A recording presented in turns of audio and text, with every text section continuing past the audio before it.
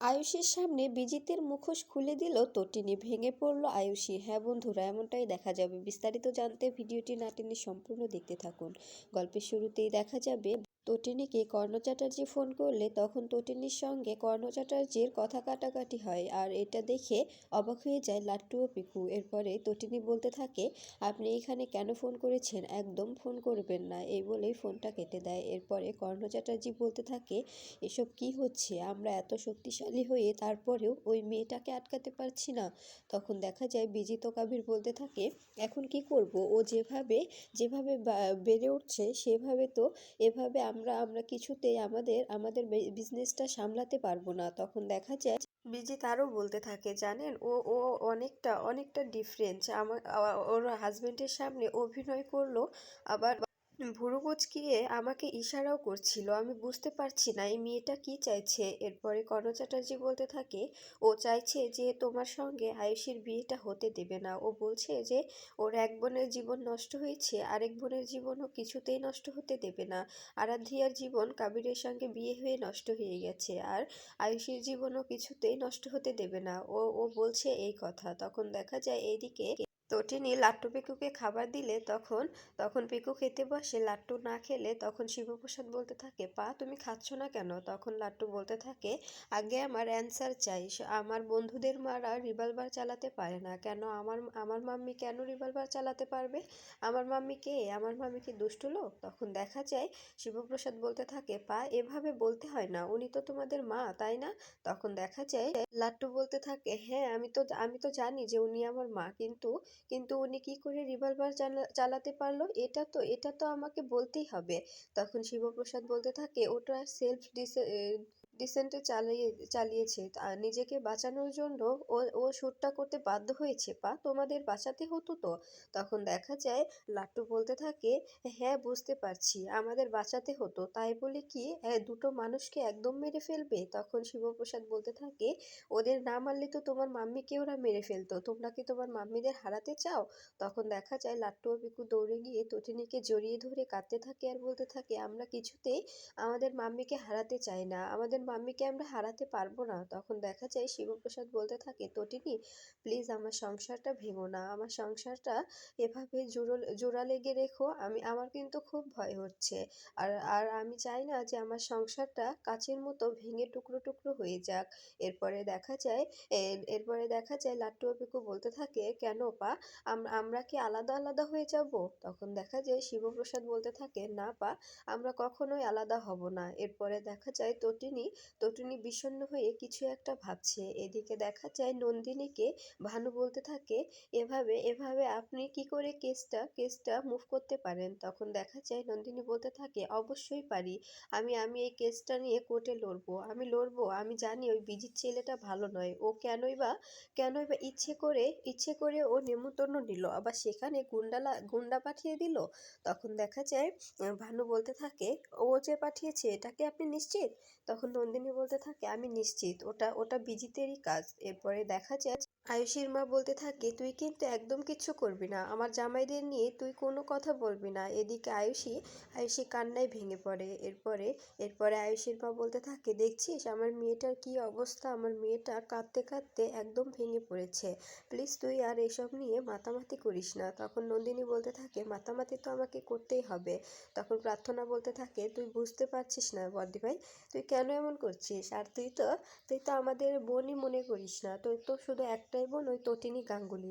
তখন দেখা যায় প্রার্থনার কথা শুনে ভানু বলতে থাকে, ঠিক বলেছো তুমি, ওর শুধু টটিনি বোন হয়, আর আমরা কেউ না। তখন দেখা যায় প্রাচী বলতে থাকে, প্লিজ বদ্দি ভাই, এবার এবার বন্ধ কর, এসব করিস না। তখন দেখা যায় নন্দিনী বলতে থাকে, কেন বন্ধ করব? আজকে আমার বোনটাকে মেরে ফেলতো, আমার বোনটায় চিতায় আগুন দেওয়া লাগতো, আমার বোনটা শেষ হয়ে যেত।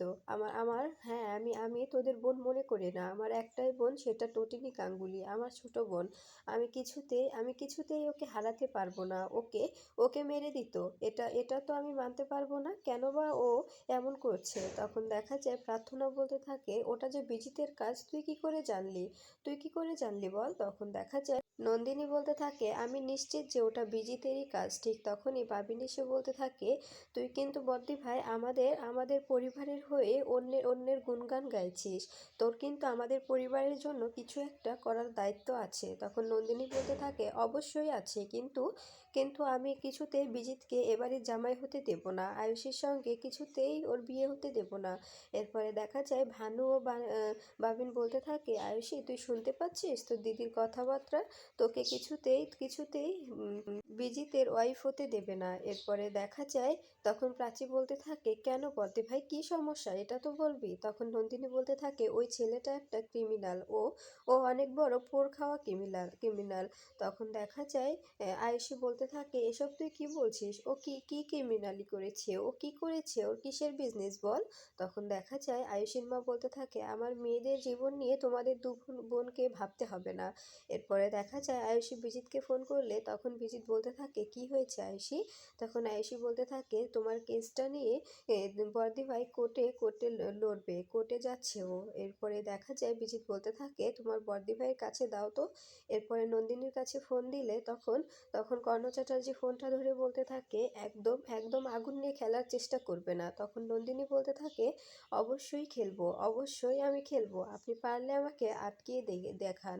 তখন দেখা যায় কর্ণ চ্যাটার্জি বলতে থাকে, এমন কিছু করো না যাতে তোমাদের দু বোনকেই একদম শেষ হয়ে যেতে হয়, মানুষ বলবে অকাল মৃত্যু হয়েছে, কেউ কিভাবে মারা গেল এটা কেউ বুঝতে পারবে না। তখন দেখা যায় নন্দিনী বলতে থাকে, থ্রেট করছেন, আমাকে থ্রেট করছেন, এবার তো আমি আরো আরো জোরালো প্রমাণ পেয়ে গেলাম, এবার তো আমি অবশ্যই কোর্টে যাব আর আপনাদের বিরুদ্ধে কেস লড়বো, এবার আপনারা আমাকে আটকে দেখাতে পারলে দেখান, আমার কোনো সমস্যা নেই।